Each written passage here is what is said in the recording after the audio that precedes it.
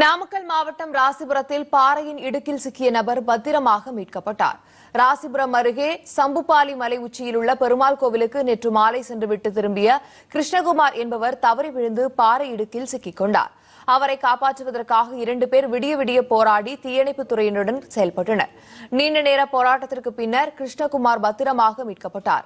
இது தொடர்பாக நமது செய்தியாளரிடம் பேசிய கிருஷ்ணகுமார், தீயணைப்புத் துறையினர் விரைந்து செயல்படவில்லை என்றும் தனது கோரிக்கையை அவர்கள் ஏற்கவில்லை என்றும் புகார் கூறினார்.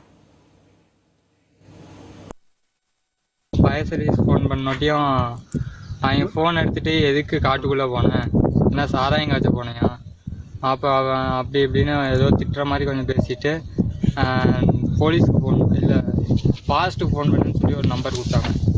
அந்த நம்பருக்கு ஃபோன் பண்ணோட்டியும் அது நாட் ரீச்சபிள்னு வந்தது. மறுபடியும் கொஞ்ச நேரம் 100க்கு போட்டு பார்த்தேன், கால் கனெக்ட் ஆகவே இல்லை. மறுபடியும் ஃபயருக்கே ஃபோன் பண்ணேன். அது ஃபோன் பண்ணதுக்கு போலீஸ்க்கு ஃபோன் பண்ணேன், அவங்க வந்து உன்னை கூட்டிகிட்டு போவாங்க அப்படின்னாங்க.